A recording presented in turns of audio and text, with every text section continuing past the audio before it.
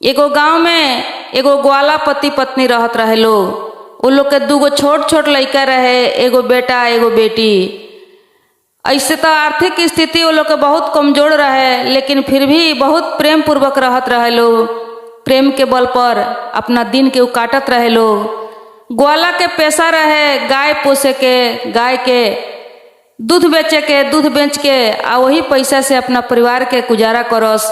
बहुत खुशी खुशी जियत रहे लोग। ऐसा ही वो लोग के दिन चलत रहे, निकलत रहे। कुछ दिन के बाद ग्वाला के पत्नी जौन रहली वो बीमार पड़ गईली। बीमार जब पड़ गईली तो उनकर इलाज भइल, लेकिन इलाज कामयाब ना भइल। कुछ दिन के बाद उनकर मृत्यु हो गईल।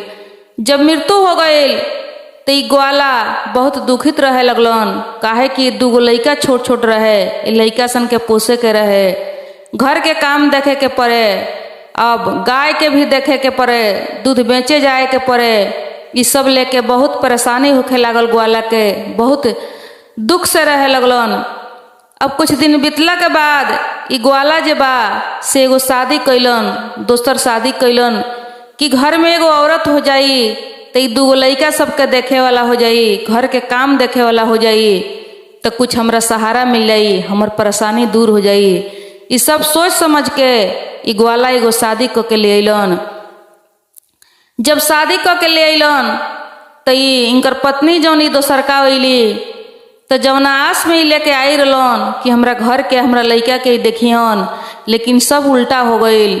ई लगली ये लइका सन से नफरत करे, लइका सन से घृणा करे, लइकन के बहुत दुख देवे लगली, बहुत सतावे लगली, मारस पीटस, भरपेट खाना ना मिले, सब काम करावस। बहुत दुख होखे लागल लइकन के, बहुत दुख देवे लगली। धीरे धीरे लइकन के दुख में दिन कटे लागल। कभी कभी ग्वाला कुछ कहस तो उन्हों पर ही टूट पड़स, उन्हों के अपना कस में कलेहली, कस में कके इहो लइका सन से वैसे ही व्यवहार करे लगलन। ई जैसे जैसे कहस वैसे वैसे ही लइका सन के करस। इहो बाप के अपन फर्ज भुला गईलन, लइका सन पर बड़ा अत्याचार होखे लागल, बड़ा गलत व्यवहार करे लागलो। अब कुछ दिन के बाद ई ग्वाला के पत्नी कहली एक दिन कि आज से गाय चरावे तोहरा नइखे जाए के, आज से गाय चरावे ई तोहर लइका जाई, काहे कि लइका तोहर सियान हो गइल बा। अब वो दिन से वो लइका के गाय चरावे के जंगल में भेजे लागलो। लइका गाय लेके जंगल चरावे चल जाए, आ लड़की जौन बिया वो लड़की से पूरा घर के काम करावे लगली। घर से के खाना पीना, चूल्हा चौका बर्तन भाड़ा जौन कुछ भी रहे सब काम वो लड़की से करावस, खाना भरपेट ना मिले। अब दोनों भाई बहन के जीवन जौन बा बहुत दुख में बीते लागल। एक दिन के बात हो कि लइका जब गाय चरावे गईल जंगल में तो ओकरा एगो शेर भेटाइल। उस शेर वो लइका के झपटे के टिकौलक। तब तक वो लइका चढ़ के गाछ पर बैठ गईल, आ गाछ पर बैठ के एकदम दुखित होके, लाचार होके, लौलीन होके लागल कहे कि हे शेर राजा, तू हमरा के काहे खाए के चाहता रह, हमरा के छोड़ दो। देखो हमनी के घर में माइभा माई बाड़ी, पहले ही से हम दुखित बानी, हमरा माई नहीं खी, आ हम अपना बहिन के हम ही सहारा बानी, एगो हमरा घर में बहिन बाड़ी। तू यदि हमरा के खा जइब तो हमरा बहिन के देखी, तू हमरा के छोड़ दो। अब इतना बात जब शेर सुनलन तो शेर के भी थोड़ा सा दर्द पहुँचल। दर्द के हिसाब से उनकर आवाज निकल गईल, लेकिन फिर भी जानवर जानवरे होखेला। कहले कि ठीक बा, तोहरा के तो हम छोड़ देम, लेकिन तू अपना बदले में एगो गाय द हमरा के, या एगो बछड़ा द हमरा के, तब जाके हम तहरा के छोड़ेम। तो ई लइका कहलक कि ठीक बा, हम तो ऐसे ना देहेम, हमरा घर में माइभा माई बाड़ी, हम जाएम अपना घर में अपना माई बाप से पूछेम, तब जाके हम तहरा के गाय या बछड़ा देम। आज भर तू हमरा के मौका दो, बिहान हम कुछ आके कहेम। शेर कहले कि ठीक बा, जा बिहान तू आके हमरा के जवाब दीहो, लेकिन हमरा एगो जीव चाही, बहुत दिन से हम भूखा बानी। अभी लइका सांझ के गाय लेके घरे आइल। घरे आके अपना बाप मतारी से ही बात कहत रहे, सुनावत रहे। तब तक वो माइभा माई जौन रहे तौन एकदम टूट पड़ल वो लइका पर। कहलक कि देखो तोहरा बिनु हमरा कोनो कमी नहीं खे, कुछ हमर ना बिगड़ जाई। यदि देवे के बा तो तू अपन जान दे दी है उस शेर के, लेकिन हमरे एको गो गाय एको गो बछड़ा कम ना होके के चाही। ऐसे कह के उ कह दहली कि देवे के बा तो उस शेर के तू अपन जान सौंप दी हो, लेकिन हमर गाय हमर बछड़ा कम ना होके के चाही। तोहरा बिनु कोनो हमरा यहाँ एकाज नहीं खे। अब इतना बात तो लड़का के बहन जौन रहे वो बहन सुनत रहे। बहन जब सुनत रहे तो बहन जब खाना खियावे ले गई अपना भाई से तो कहला कि ये भाई देख, तू अपना आप के जन उस शेर के सौंपी हो। तू एगो बछड़ा के दे घली हो, यदि बछड़ा के एगो दे घलब आ गाय रही तब फेन से हमने के बछड़ा हो जाई। तू ही तो एगो हमर सहारा बाड़, तू यदि मर जेब तोहरा के शेर खा जाई तो हमरा के देखे वाला के बा, हम कैसे तहरा बिनु रह सके। तू एगो बछड़ा दे दी हो, जौन होई तौन होई। अब वैसे ही बिहान भइला लइका गइल। लइका जब गइल शेर से भेंट भइल तो शेर कहलक कि बोलो का फैसला बा, का निर्णय लेके आइल बड़।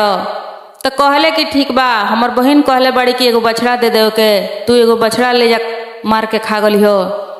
अब शेर एगो बछड़ा पकड़ के ले जाके मार के खा गईले। लइका सांझ के घरे लौटल। जब घरे लौटल तो इनकर मैभा माई जौन रहली आ इनकर बाप दोनों जने गाय के बछड़ा के गिनती करे लागलो। जब गिनती कैलक लोग तो एगो बछड़ा में से कम रहे तो अभी पूछे लागलो। आई लोग के पहले से जानकारी भी होइए गई रहे। अब ये लइका के बहुत ज्यादा मरलक लो कि तू अपन जान काहे न देली हो, कि हमने के बछड़ा दे देली हो। उ बछड़ा से हमने के जियत रहनी हसन। एक गाय बछड़ा हमने के सहारा बा, तोरा बिनु कौन हमने के कुछ बिगड़ जाए वाला बा। बहुत मरलक लो मार के। उ बाप भी इतना निर्दयी हो गई रहलेन उ मैभा माई के चक्कर में कि बाप भी मरलेन आ माई भी मरली। मार के वो लइका के बेहोश कर देलक लो। लइका बेहोश होके गिर गई। बहन ओइजा देखत रहे। बहन पानी ले आके अपना भाई के पियोलक, मुंह पर छीटा मरलक। जब होश में अइलेन तो घर में बुला के ले गई। कहलक कि ये भाई तू यहाँ से कहीं बाहर चल जा, तू कहीं बाहर जाके कोनो काम धाम देख के करिह या भीख दुख मांग के खइह रहिह। काहे कि यहाँ तोहर अभी जान जौन बा वो खतरा में बा। हो सकता है कि ई कहियो तोहरा के मार दिलो। जब तू मर जइब तो हमर सहारा के होई। आ यदि बाहर कहीं जाके रहता रह जिंदा रहब तो कहियो ना कहियो हमने के मुलाकात हो जाई। तो ई भाई कहलक कि ठीक बा, लेकिन तहरा को अकेले छोड़ के हम कैसे जाएम, तू कैसे रहबू। तोहरों पर तो लोग अत्याचार करे ला लो, तोहरों को तो ई बहुत मारे ला लो, पीटे ला लो। तो बहनिया कहलक कि ना, हम कसहूँ क के दिन काट लेम, बाकी तू यहाँ से निकल जा। तोहर दुख देख के हमरा से बर्दाश्त नहीं के होत, तू यहाँ से कहीं बाहर चल जा। भैया कहलक कि ठीक बा। एगो धागा उठा के बहन के हाथ में बांध देलक कि ये बहन देखो यह धागा निशानी रही, ये धागा के तू टूटे मत दीह। जब हम बाहर से आपस आएम तो यह धागा देख के तोहरा के पहचानेम आ हमर तोहर प्रेम जौन बा और टूट बनल रही धागा के हिसाब से। तो बहन कहलक कि ठीक बा ए भाई तू जा, हमर चिंता मत कर। हई माई के एगो निशानी औंठी बा, सोना के औंठी। ई औंठी तू पहिर ल, कोनो मुसीबत पड़ी जरूरी पड़ी तो ये औंठी के तू बेच दीह, अपन काम ऐसे कर लीह। इहे कह के उ लड़की औंठी जौन रहे ओकरा माई के निशानी अपना भाई के अंगुरी में पहिरावत रहे। तब तक ई सारा बात एकनी के मैभा माई जौन रहे उ सुनत रहे। अब उ मैभा माई जब सुनत है तो कहती है कि ठीक बा, ये सब हम समझ गईनी, हम देखत हनी तहनी के मजा चखावतनी। अब चुपचाप चल गई घर में जाके अपना पति के लगे अठान कठान लगा देहलक। अठान कठान लगौलक तो पूछले उनकर पति कि का चाहतारू, काहे ऐसे कैले बड़ू। कहली कि देखो तोहर बेटा जौन बा, तोहरा बेटा के हमरा मांस खाए के बा, यदि ओकर मांस तू लिएब तब जाके सही बा, ना तो बहुत गलत हो जाई। घर में हमरा से खराब केहू ना होई, जौन तोहरा समझे के पड़ी। अब इतना बात जब बाप सुनलक तो बाप भी निर्दयी हो गई रहे, वो मैभा माई के बस में पड़ गई रहे। अब वो का कैल कि उ लइका सुत रहे, लइका के ले जाके आ सुतले अवस्था में उ लड़का के काट के 2 टुकड़ा क के आ ओकर बूटी बूटी मांस बना देहलक उ बाप। आ मांस बना के ले के अपना मेहरारू के आगे सौंप देहलक। अब देखें दीदी अभी का कैलक कि वही रात के में माइभा माई ये मांस के पकौलक बनौलक, बना के एगो थरिया में वो अपना खातिर परोसलक, एगो थरिया में वो अपना मालिक के परोसलक। आ परोस के कहतिया कि रुको, बहुत भाई बहन के प्यार बनल रहा, आज इनका भाई के मांस इनका बहन के भी हम खियावतानी। अब जाके वो लड़की के सुतला में जगावे लगल, जगा के लिया आ लिया के बड़ा पसंद से एगो थरिया में ओकरो के खाना परोसलक। लड़की कहलक कि का बात बा, कहियो तो माई इतना पसंद से ना बोलावेली ना खियावेली, आज कौन ऐसन बात बा कि आधा रात के सुतला में माई बोला के आ उहो का तो है मांस भात परोसतारी। बड़ा अचम्मो होके लड़की कहलक कि हमर माई शायद लागत बदल गई बड़ी। अब बैठतिया, जैसे ही हाथ थरिया में लगावतिया तैसे ही जौन औंठी उ लड़की देले रहे उहे अंगुरी ओकरा मिल गई। आ वही अंगुरी में औंठी रहे, उहे औंठी अंगुरी ओकरा जब मिलता तब लड़की देख के चकित हो गई कि शायद लागत है हमारा भाई के मार देलसन, मार के एकर मांस बनौले बड़ा सन, आई हमारा भाई के मांस खाए बैठल बड़ा सन। अब लड़की वहाँ से वो अंगुरी उठा लेलक, अंगुरी उठा के लेके घर में गई। घर में जाके भोलेनाथ के भक्त रहे लड़की, बहुत भक्ति करे, भोलेनाथ के ही एगो अपन सहारा समझले रहे। अब भोलेनाथ के पास जाके वो घर में बैठ के बहुत ज़्यादा रोअल तड़पल कि हे भोलेनाथ, अब कहिया ले सताएम दुख देम, एगो भाई रहा उहो खत्म हो गई, ओकरो कोई मार देलक लो, लेकिन रउआ कुछ ना कहनी, हमरा भाई के ना बचौनी, सब सहारा हमर छिना गई। ई कौना जन्म के पाप के कर्म हमरा ई मिलता, ई सजा मिलता। बहुत लड़की दर्द से रोअल आ रो के सुतल। ओकरा बाद ओकरा मन में ख्याल आयल, उ सुनले रहे कहीं कहीं पुरखा पुरनिया लोग से कि जब तक मरल आदमी के ओकर राख ओकर हड्डी गंगा में जब तक ना दहवावल जाला तब तक वो आत्मा के मुक्ति ना मिलेला, पार ना होखेला। अब यह सोच के ई लड़की बिहान भइले का कैलक कि जौन अंगुरी रहे औंठी वाला, ई अंगुरी लेके ई लड़की चल गई नदी के तरफ। नदी में जाके आ नदी के घाट पर बैठ के बहुत रोअल। ओहू जब भोलेनाथ के याद कैलक कि हे भोलेनाथ, आज हम अपना ई भाई के अंगुरी लेके हम आइल बनी गंगा में दहवावे खातिर, हमरा भाई के मुक्ति देम, हमरा भाई के बेड़ा पार लगाएम। ऐसा हूँ हमरा भाई के अकाल मृत्यु भइल बा, सब सहारा हमर छिना गईल, सब कुछ हमर खत्म हो गईल। इहे कह के आ भोलेनाथ के खूब याद क के रो के गोड़ ला के उ लड़की जौन बिया अपन औंठी अंगुरी बिग देलक नदी में। आ नदी में बिग के गंगा मैया के भी गोड़ लगलक आ गोड़ लग के कहतिया कि हे भोलेनाथ, अब हम केकरा सहारे जिएम, अब हम कैसे रहेम, अब यही नदी में कूद के हम अपन प्राण गंवा देतानी, काहे कि जिए कि सब सहारा खत्म हो गई, अकेला नहीं बाँच सकत बिना भाई के हम। अब लड़की कूदे के टिकौलक, जैसे नदी में कूदे के टिकावतिया तैसे उ जौन औंठी रहे वो औंठी सुगा बन के बाहर निकल गई। बाहर आके उ सुगा वही जा एगो गाछ रहे, वो गाछ पर बैठ गई। आ गाछ पर बैठ के उ लड़की से कहलक कि ये बहिन, तू नदी में जन कूद, हम तोहर भाई हई, देख तू बहुत बढ़िया कैलू हो कि गंगा में हमर जौन अंगुरी रहा वो अंगुरी के लिया के तू डाल दिलू हो नदी में, ऐसे हमरा मुक्ति मिल गई। आ मुक्ति मिल के हमारी आत्मा जौन बा ई दूसरा जोनी में बदल गई, सुगा के रूप हमरा मिल गई। तू अपन प्राण जन द, चलो इंसान ना सही, हमनी के सुगा बन के हम तोहर भाई बन के रहें, तोहर हर सुख दुख में हम साथ देम। आज से हमनी के एक रह जाई, तारा प्राण गंवावला के कोनो जरूरी नहीं है। अब लड़की सुन के थोड़ा खुशी भइल कि चलो इंसान ना सही, सुगे के रूप में हमार भाई रही तो हम अपना भाई के देख के जिएम रहेम।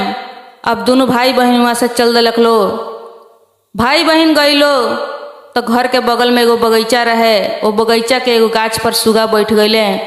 कहले कि तू जा घरे, तू रोज हमरा से आके यही जब मिली हो। हमने के दोनों भाई बहन अपन सुख दुख एक दूसरे में बांटल जाई, कह के सुनल जाई, सुनावल जाई, हमने के दिन ऐसा ही कट जाई।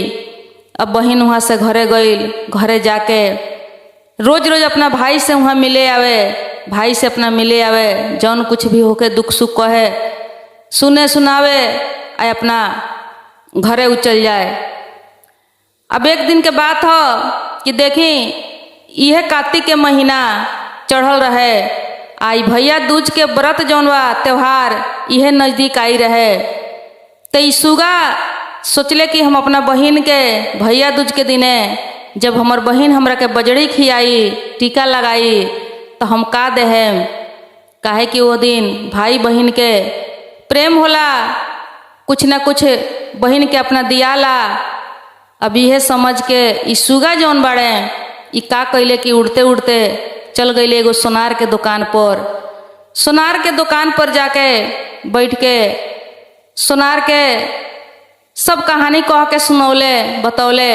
सोनार देखलक कि सुगा बोलता, बहुत सुंदर मीठा बोली बा, बहुत अच्छा लागल। लेकिन जब कहानी सुनलक सोनार, तो कहानी सुन के सोनार के आँख में आंसू आ गई। सब बतौले शुरुए से सारा कहानी। कहले सोनार की कह हम तोहर कौन मदद कर सकतानी, तोहरा के का कर सकतानी हम।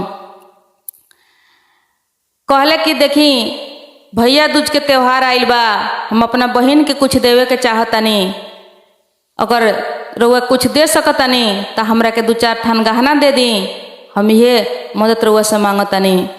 कहले सोनार की ठीक बा, हम तारा के गहना देतानी। अब कुछ गहना उ दे दहले, दे के एगो झोरी बना के उनका गर्दन में पहिरा दहले गहना।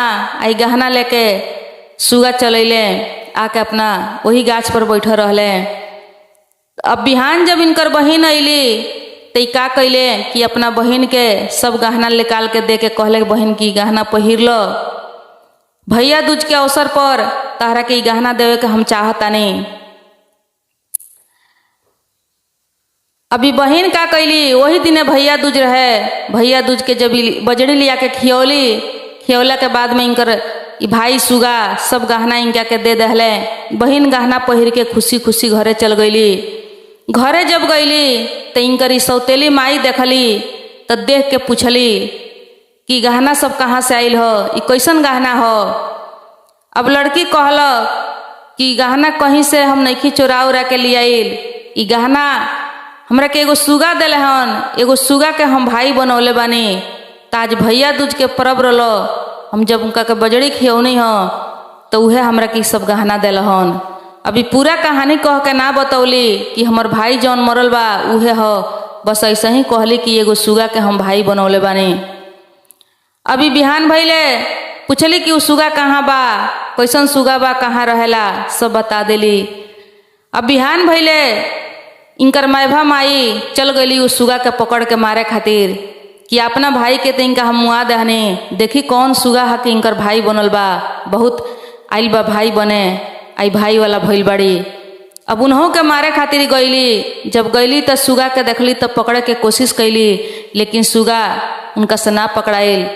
एक डाल पर से एक डाल पर, एक डाल पर से एक डाल पर उड़ के भाग जाए। अब पूरा दिन भर हार के थाक के घरे चलैली। घरे आके लड़की के बड़ा मरली पिटली आ सब गहना छीन लेहली। गहना छीन लेहली। बहन बिहान भइले आइल तब भाई पूछलक कि तोहर सब गहना का हो गइल बहन। तो कहलक लड़की कि सब गहना माई छीन लेली ह, बहुत ही गहना करनते मरली ह, पिटली ह। तब ई सुगा अपना मन में ठान लेल कि अब ये लोग के पाप के सजा जौन बा देवे के पड़ी, अब ऐसे छोड़ल जाई तो ये हमरा बहन के बहुत दुख दिलो।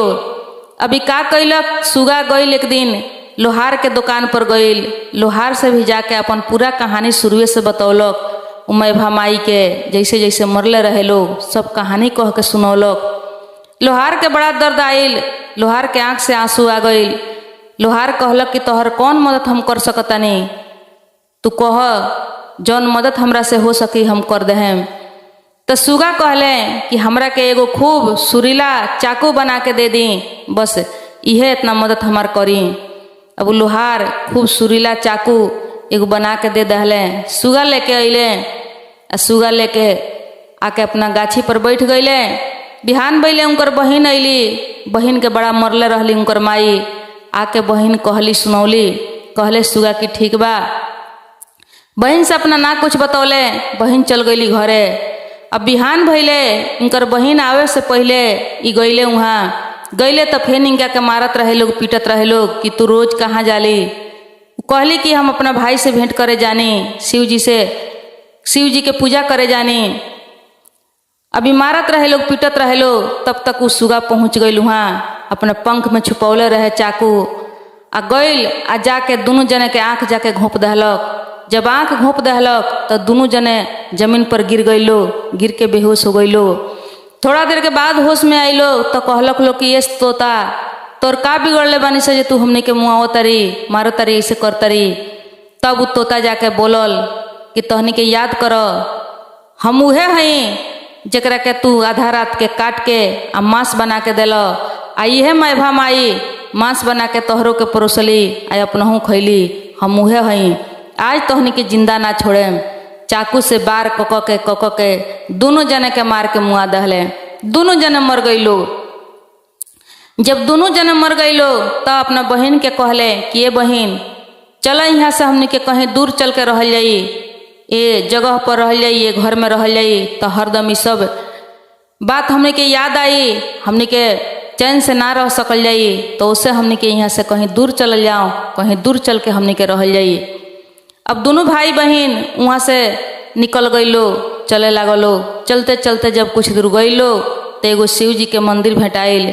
शिव जी के मंदिर जब भेटाइल तो लड़की कहल कि ये भाई शिव जी के चलो पूजा कर ले जाओ, आ हो सके तो हमने के मंदिर में रह जाई। ऐसे बढ़िया जगह हमने के ना कहीं भेटाई, हमने के कहाँ रह जाई, के राखी। सबसे अच्छा बाकी भोलेनाथ के भक्ति कल जाई आ यही मंदिर में अपने के गुजारा कल जाई।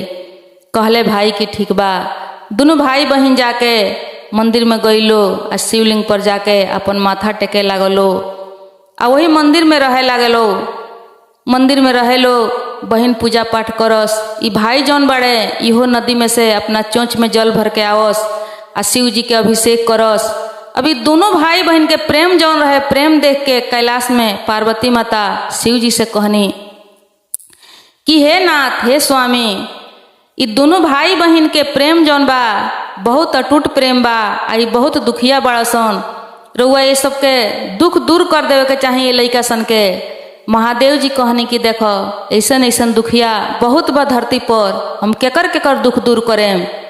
लेकिन पार्वती जी कहली कि देखी राउर जे भक्त बा, राउर जे भक्ति करता मन से श्रद्धा से, ओकर दुख तो रउआ दूर करे के चाही। कहले महादेव जी की बहुत भक्त हमार बालो, बहुत लोग दुखिया बा। लेकिन पार्वती जी बहुत जिद कैली। पार्वती जी के हट के आगे महादेव जी के सुने के पड़ल। आ महादेव जी आ पार्वती जी वो मंदिर में आइलो, मंदिर में आके प्रकट भइलो। वो लड़का के, वो सुगा के, वो लड़की के दर्शन देलक लो।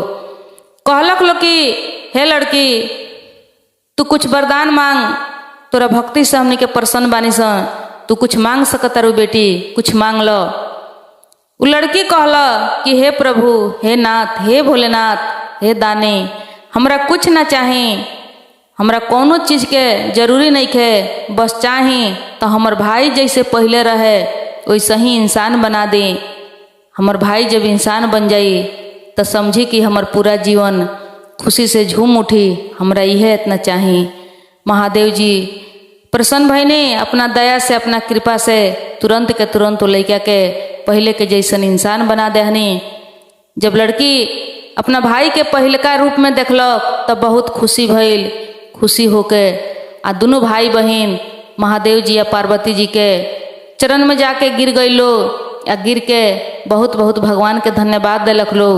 महादेव जी या पार्वती जी वहाँ से अंतर्ध्यान हो गई नी। आई दोनों भाई बहन वो दिन से प्रेम पूर्वक अपन खुशी खुशी जीवन बितावे लागलो।